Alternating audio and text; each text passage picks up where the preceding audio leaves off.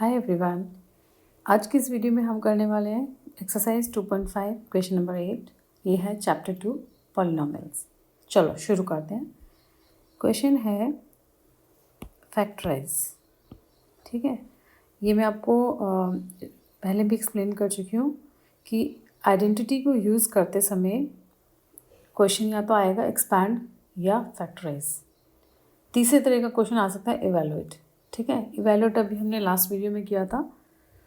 Factorise और expand में क्या डिफरेंस होता है ये मैं आपको बता चुकी हूँ। अब हम इसको करते हैं उन्हीं सब बातों के बेसिस पे। अब यहाँ पर हमने देखा कि एक तो यहाँ पे क्यूब दिखाई दे रहा है हमें, एंड दूसरी बात हमने नोटिस की जब हम टर्म्स की काउंटिंग करते हैं 1 2 3 4 टर्म्स दिखाई दे रहे हैं। तो ये दो बातों से हमें हिंट मिला कि हमारी जो यहाँ आइडेंटिटी यूज़ होगी वो होगी a cube plus B cube plus 3a² plus 3ab² is equal to a plus B whole cube. ठीक है, अब हम ये आइडेंटिटी यूज़ करेंगे। इसके लिए हम इस टर्म को इस टर्म के साथ मैप करेंगे, इसको इसके साथ मैप करेंगे। जब हम इसको मैपिंग करते हैं तो हमारे पास आ गया है a क्यूब इज़ 8a³। इस क्वेश्चन में a क्यूब क्या है 8a³। इससे हमें क्या पता चला, a की वैल्यू कितनी है 2a। ऐसे ही b क्यूब जो है वो b क्यूब ही है, इससे हमें पता चला b की वैल्यू है b।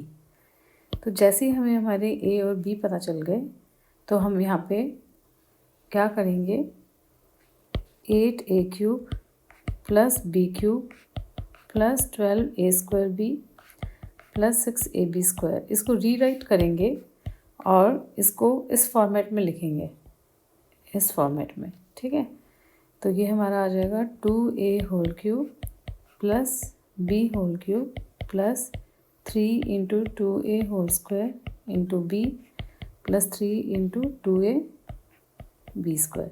तो ये जो मैंने अभी लिखा ये मैंने इसकी हेल्प से लिखा, इस वाले पार्ट की हेल्प से।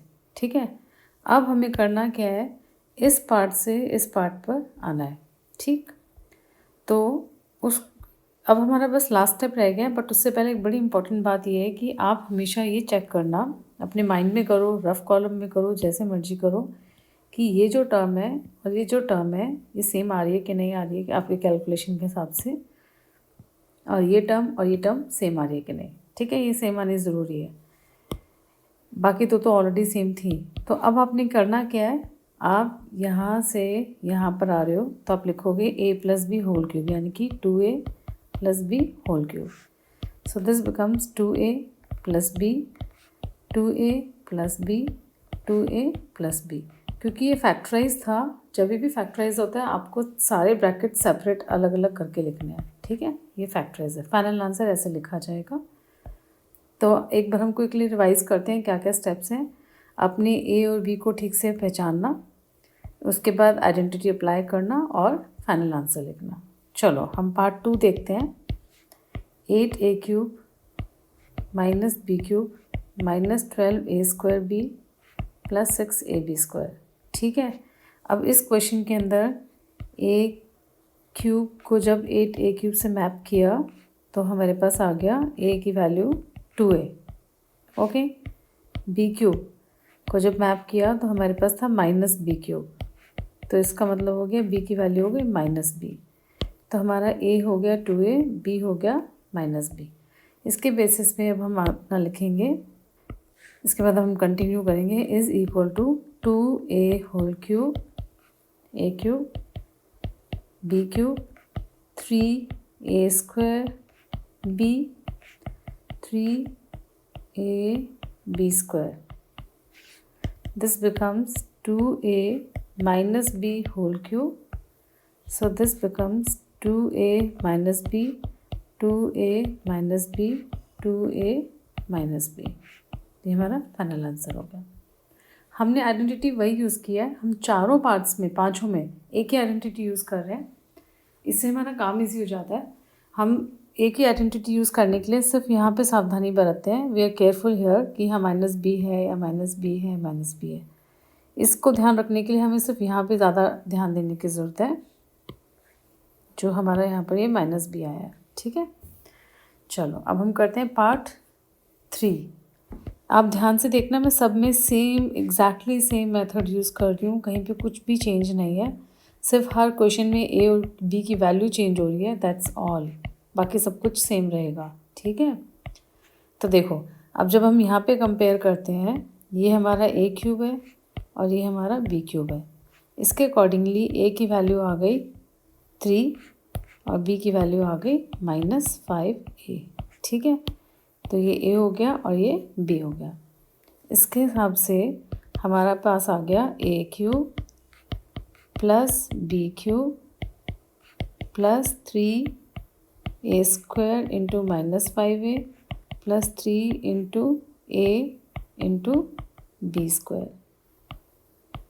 ठीक है, अब जैसे कि मैंने बताया था, आपको हैबिट बनानी है। आप ये चेक करोगे कि ये वाला टर्म आपका इससे मैच कर रहा है कि नहीं कर रहा है, और ये वाला टर्म आपका इससे मैच कर रहा है कि नहीं कर रहा है। ठीक है, ये तो ऑलरेडी मैच कर ही रहे थे इनके साथ। ओके, ये सारा बिल्कुल मैप करना चाहिए, एकदम मैच करनी चाहिए, वैल्यूज़ चेंज नहीं होना चाहिए कुछ भी। अब बस अपने आइडेंटिटी लगा देनी है, 3 - 5a whole cube, so this becomes 3 - 5a into 3 - 5a into 3 - 5a। ये आपका आंसर हो गया।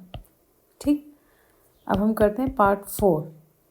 पार्ट 4 है 64a cube -27b cube -144a² plus 108ab²। बिल्कुल भी आपने घबराना नहीं है इतने बड़े नंबर्स देख के, मेथड वही रहने वाला है, कुछ चेंज नहीं होने वाला है। ये आपका ए क्यूब है, ये आपका बी क्यूब है, इसके अकॉर्डिंगली ए की वैल्यू हो गई 8a एंड बी की वैल्यू हो गई -3b। बस आपको माइनस साइन के लिए बहुत केयरफुल रहना है, ये ए है और ये बी है। अब आप वही मेथड लगाओगे, is equal to A cube plus B cube plus 3 into a² B plus 3 into ab²।